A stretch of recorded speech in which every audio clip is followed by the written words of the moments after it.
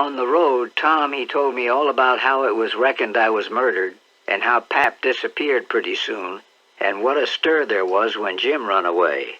And I told Tom all about our royal non-such rapscallions and as much of the raft voyage as I had time to. As we struck into the town, here comes a raging rush of people with torches and an awful whooping and yelling and banging tin pans and blowing horns. As they went by, I see they had the king and the duke a-straddle on a rail. I knowed it was the king and the duke, though they was all over tar and feathers, and it didn't look like nothing in the world that was human. Well, it made me sick to see it, and I was sorry for them poor pitiful rascals. It seemed like I couldn't ever feel any hardness against them any more in the world. We see we was too late and couldn't do no good. We asked some stragglers about it, and they said everybody went to the show looking very innocent and laid low till the poor old king was in the middle of his cavorting on the stage. Then somebody give a signal, and the house rose up and went for 'em. So we poked along back home. By and by, Tom says, "Looky here, Huck, what fools we are not to think of it before. I bet I know where Jim is." "No, where?" "In that hut down by the ash hopper." "Why, looky here, when we was at dinner, didn't you see a slave go in there with some victuals?" "Yes." "What did you think the victuals was for?" "For a dog." "So'd I. Well, it wasn't for a dog." "Why?" "Because part of it was watermelon." "So it was. Well, it does beat all that I never thought about a dog not eating watermelon. Shows how a body can see and don't see at the same time." In the morning we was up at the break of day and down to the slave cabins to pet the dogs and make friends with the slave that fed Jim, if it was Jim that was being fed. So Tom says, "What's the victuals for? Going to feed the dogs?" The slave kind of smiled around gradually over his face, and he says, "Yes, Master Sid, a dog. Curious dog, too. Does you want to go in and look at him?" "Yes." When we got in, we couldn't hardly see anything, it was so dark. But Jim was there, sure enough, and could see us. And he sings out, "Why, Huck! And good Lord, ain't that Mr. Tom?" We could see pretty well now. Tom whispers to Jim and says, "Don't ever let on to know us. And if you hear any digging going on at nights, it's us. We're going to set you free."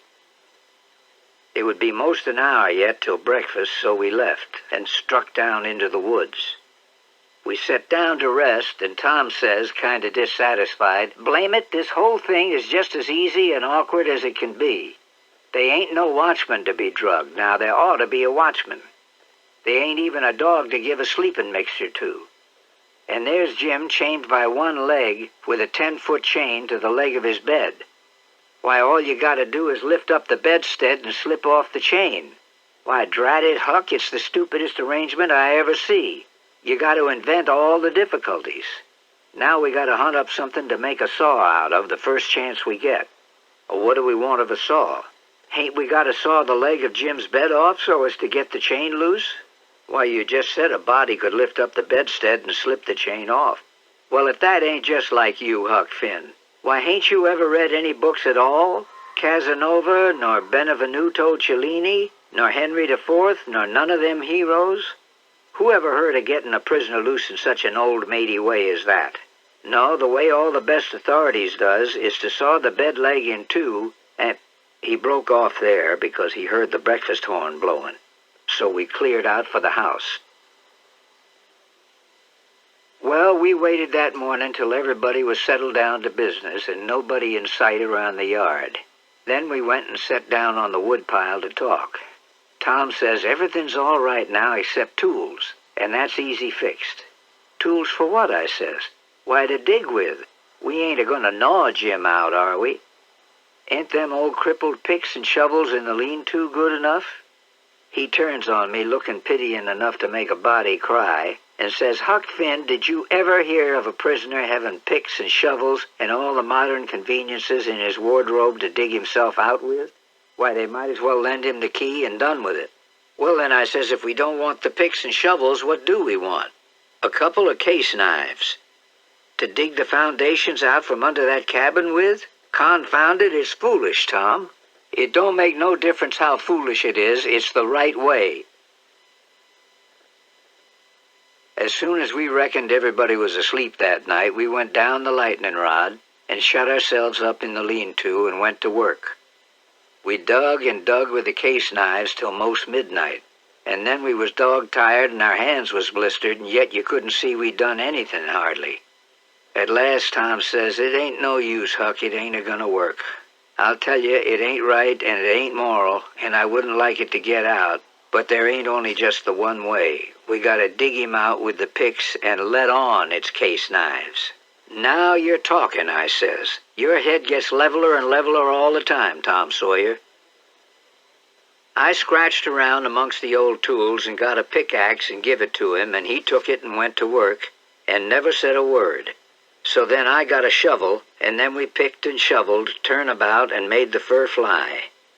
We stuck to it about a half an hour, which was as long as we could stand up, but we had a good deal of a hole to show for it.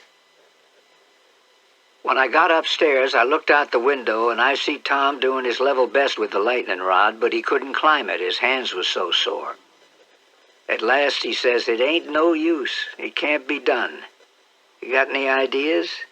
"Yeah," I says, "but I reckon it ain't regular. Come up the stairs and let on it's a lightning rod." So he done it. Well, by the end of 3 weeks, everything was in pretty good shape. We'd got all the work done now, at last. The old man had wrote a couple of times to the plantation below Orleans to come and get their runaway slave, but hadn't got no answer because there weren't no such plantation. So he allowed he would advertise Jim in the St. Louis and New Orleans papers, and I see we hadn't no time to lose. So Tom said, "Now for the anonymous letters." "What's them?" I says. "Warnings to the people that something is up." "But looky here, Tom, why do we want to warn anybody for that something's up? If we don't give them notice, there won't be nobody or nothing to interfere with us. And so after all our hard work and trouble, this escape will go off perfectly flat. Won't amount to nothing." So Tom, he wrote the anonymous letter, and I shoved it under the front door, the way Tom told me to. It said, "Beware. Trouble is brewing. Keep a sharp lookout. Unknown friend." Next night we stuck a picture which Tom drawed in blood of a skull and crossbones on the front door, and next night another one of a coffin on the back door. I never see a family in such a sweat. They couldn't have been worse scared if the place had been full of ghosts laying for 'em behind everything and under the beds and shivering through the air. So Tom said, "Now for the grand bulge." So the very next morning at the streak of dawn, we got another letter ready. This letter said, "Don't betray me. I wish to be your friend. There is a desperate gang of cutthroats from over in the Indian Territory gonna steal your runaway slave tonight. I am one of the gang, but have got religion and wish to lead an honest life again. They will sneak down from northards at midnight exact and go in the slave's cabin to get him. I am to be off a piece and blow a tin horn if I see any danger. But stead of that, I will baa like a sheep soon as they get in. Then whilst they are getting his chains loose, you lock 'em in and kill 'em at your leisure. Don't do anything but just the way I'm telling you. If you do, they will suspicion something and raise whoop-jamboree-hoo. I do not wish any reward but to know I have done the right thing. Unknown friend." We was feeling pretty good after breakfast, and took my canoe and went over the river a-fishing. Took a look at the raft and found her all right, and got home late to supper, and found the family in such a sweat and worry they didn't know which end they was standing on, and made us go right off to bed the minute we was done with supper, and wouldn't tell us what the trouble was, and never let on a word about the new letter. As soon as we was half upstairs and Aunt Sally's back was turned, we slid for the cellar cupboard and loaded up a good lunch and took it up to our room and went to bed, and got up about, 11:30, and Tom was going to start with the lunch, but says, "Where's the butter?" We can get along without it, I says. We can get along with it, too, he says. Just you slide down the cellar and fetch it. Then mosey right down the lightning rod and be ready to baa like a sheep and shove as soon as you get there. So out he went, and down cellar went I. The hunk of butter, big as a person's fist, was where I had left it, so I took up a slab of corn pone with it and started upstairs very stealthy. But here comes Aunt Sally with a candle, and I clapped the truck in my hat and clapped my hat on my head, and the next second she sees me and she says, "You been down cellar?" "Yes'm." "What you been doing down there?" "I ain't been doing a single thing, Aunt Sally. I hope to gracious if I have." "You just march into that setting room and stay there till I come. You been up to something you no business to, and I lay I'll find out what it is before I'm done with you." So she went away as I opened the door and walked into the setting room. My, but there was a crowd there. 15 farmers. Every one of them had a gun. I was most powerful sick and slunk to a chair and sat down. At last she come and begun to ask me questions, but I couldn't answer 'em straight. I didn't know which end of me was up. Here was Auntie pegging away at the questions, and me a-shaking all over. I was that scared. And the place getting hotter and hotter, and the butter beginning to melt and run down my neck and behind my ears. And pretty soon a streak of butter come a-trickling down my forehead. And Aunt Sally, she see it and turns white as a sheet and says, "For land's sake, what is the matter with the child? He's got the brain fever as sure as you're born, and they're oozing out."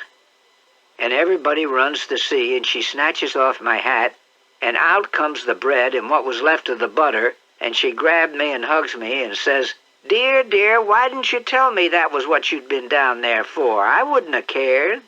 Now clear out to bed and don't let me see no more of you till morning." I was upstairs in a second and down the lightning rod in another one and running through the dark into the lean-to. I couldn't hardly get my words out, I was so anxious, but I told Tom as quick as I could we must jump for it now and not a minute to lose. The house full of men yonder with guns. His eyes just blazed, and he says, "No, is that so? Ain't it bully? Hurry, hurry," I says. "Where's Jim?" "Right at your elbow. If you reach out with your arm, you can touch him. Everything's ready.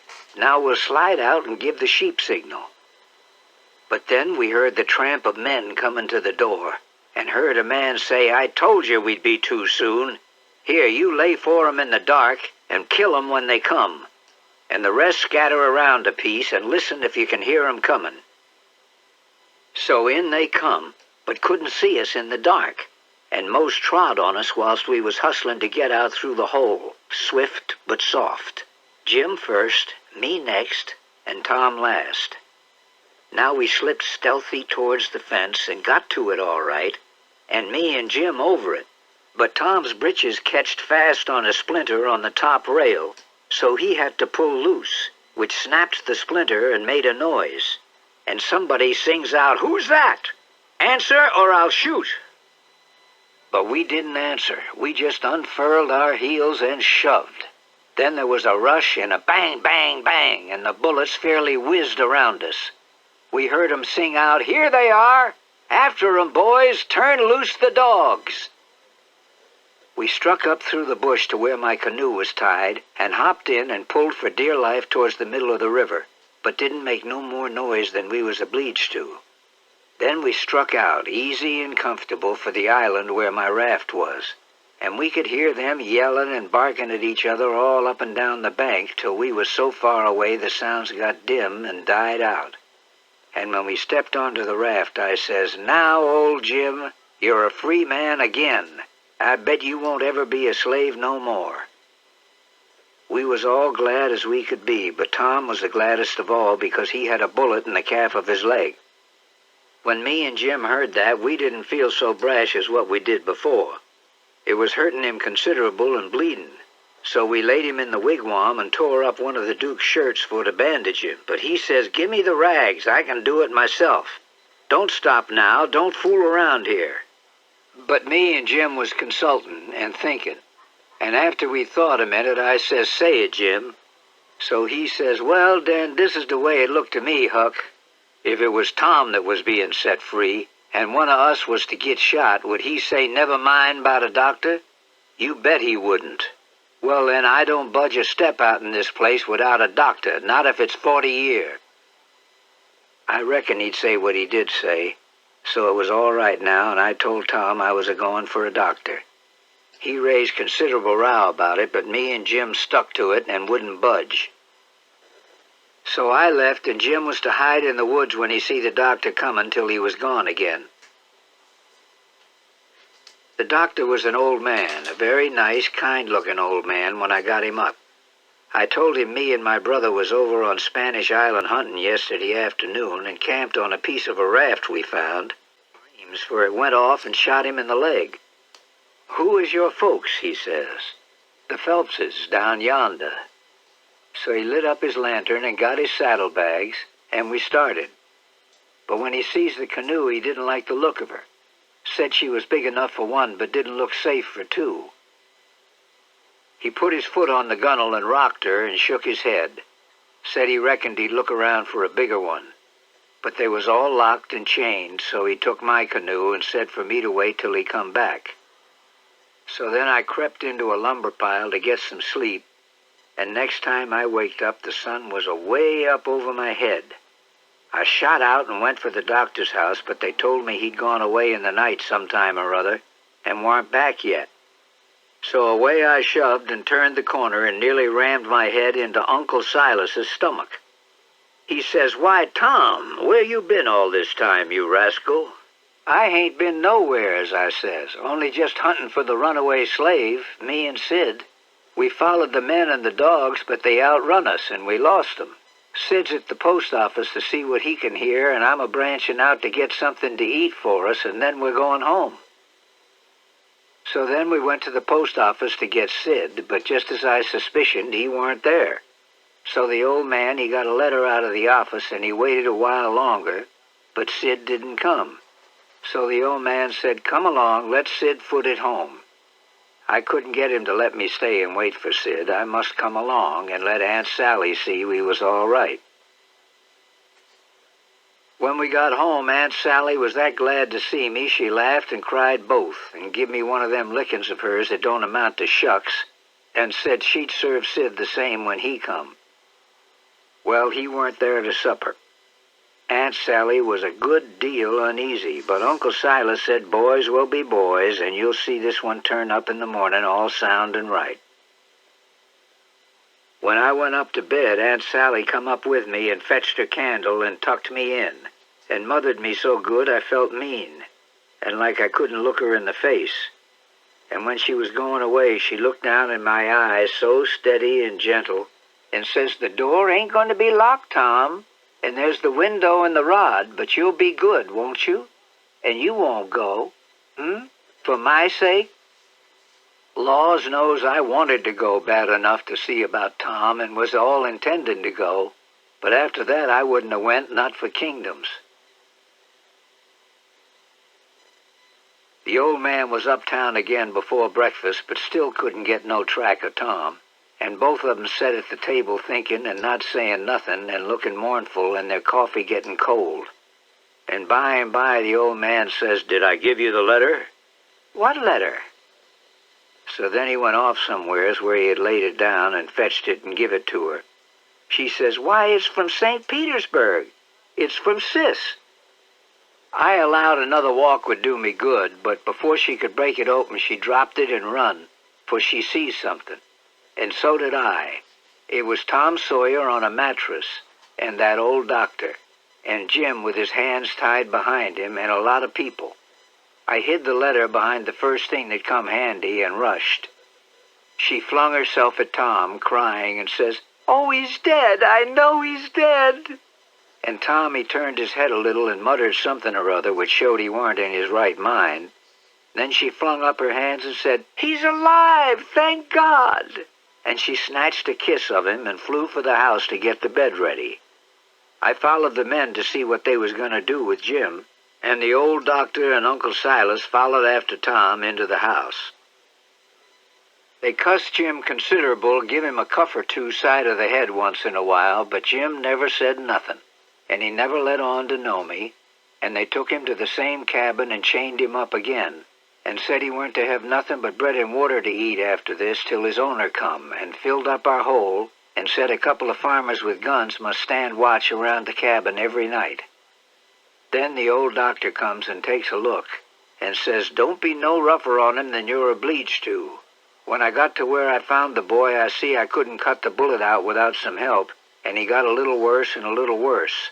So I says, I gotta have help somehow, and the minute I says it, out crawls this slave from somewheres and says he'll help, and he done it too, and he done it very well. Of course, I judged he must be a runaway, but I never see a slave that was a better nurse or faithfuler, and yet he was risking his freedom to do it. At daylight, some men in a skiff come by, and as good luck would have it, the slave was sitting by the pallet with his head propped on his knee, sound asleep.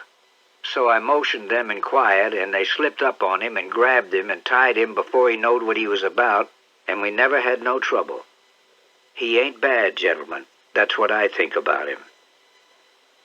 Then the others softened up a little, and I was mighty thankful to that old doctor for doing Jim that good turn. Next morning, I heard Tom was a good deal better, and they said Aunt Sally was gone to get a nap. So I slips to the sick room, and if I found him awake, I reckoned we could put up a yarn for the family that would wash. But he was sleeping. So I sat down and laid for him to wake. In about a half an hour, Aunt Sally comes gliding in, and there I was, up a stump again. So we sat there watching, and by he stirs a bit and opened his eyes very natural and takes a look and says, "Hello. Why, I'm at home. How's that? Where's the raft?" "It's all right," I says. "And Jim?" "The same," I says, but couldn't say it brash. "Good, splendid. Now we're all right and safe. Did you tell Auntie?" I was going to say yes, but she chipped in and says, "About what, Sid?" "Why, about the way the whole thing was done, how we set the runaway slave free, me and Tom." "What is the child talking about?" "I know all what I'm talking about. We did set him free, me and Tom. Why, Auntie, it cost us a power of work, weeks of it.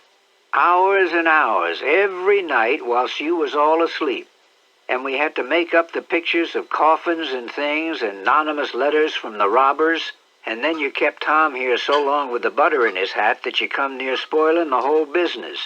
And we got our canoe and made for the raft and was all safe, and Jim was a free man, and we done it all by ourselves, and wasn't it bully, Auntie?"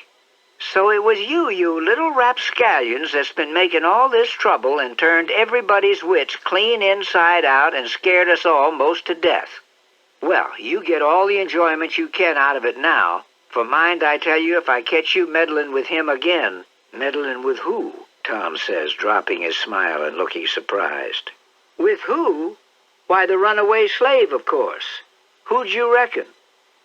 Tom looks at me very grave and says, "Tom, didn't you just tell me he was all right? Hasn't he got away?" "Him?" says Aunt Sally. "'Deed he hasn't. They got him back safe and sound, and he's in that cabin again on bread and water and loaded down with chains till he's claimed or sold." Tom rose square up in bed with his eye hot and sings out to me, "They hain't no right to shut him up.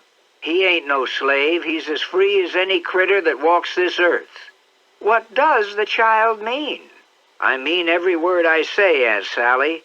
I've knowed him all his life, and so has Tom there. Old Miss Watson died 2 months ago, and she was ashamed she ever was going to sell him down the river, and said so.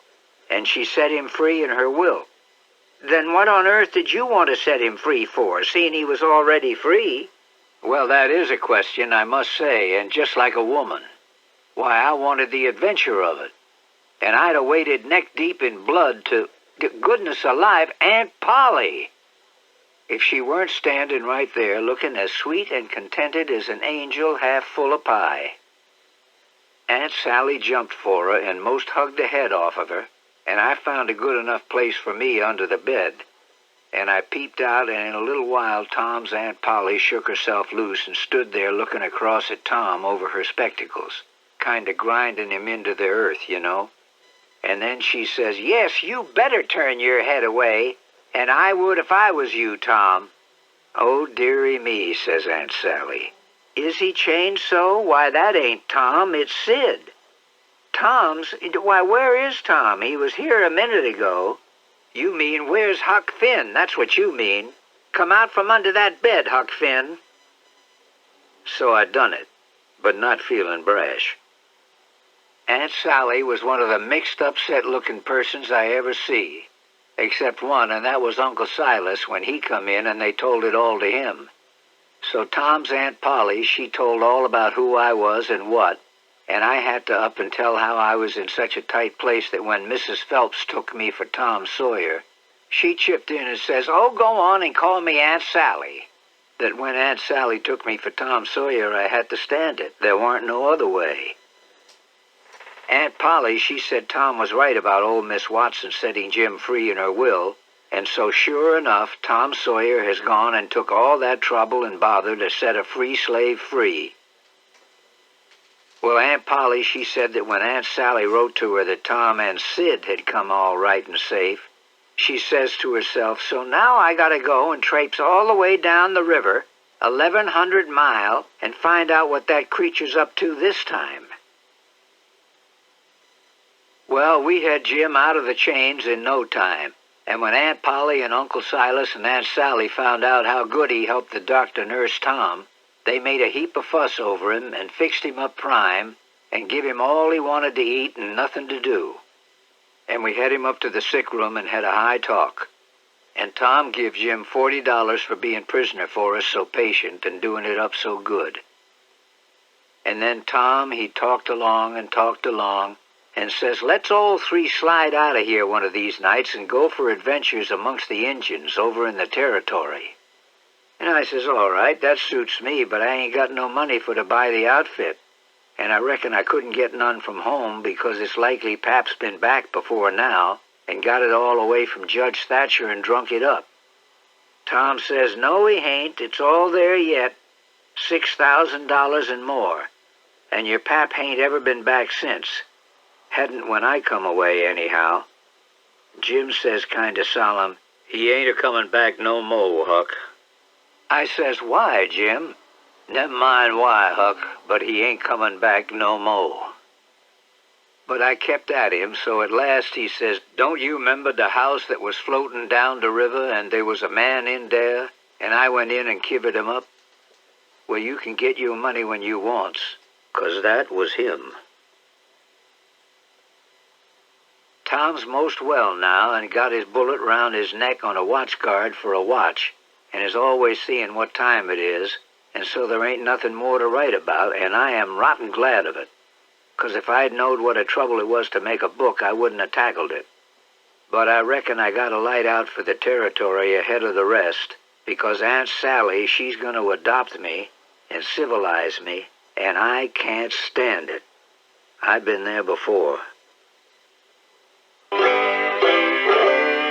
You've been listening to Jack Lemmon reading The Adventures of Huckleberry Finn by Mark Twain. Produced by Anthony Harris. Executive producer Susan Kendall Newman. Abridged for audio by Adrian Lowe. Recording engineer Paul Lanny. Digital audio editing by Cindy Jo Hinkleman. Music and post-production by Anthony Harris for Power Studios. Casting by Susan Kendall Newman. Don O'Connor provided technical engineering services for Power Studios. This has been a presentation of Simon & Schuster Audio in association with Anthony Harris and Susan Kendall Newman.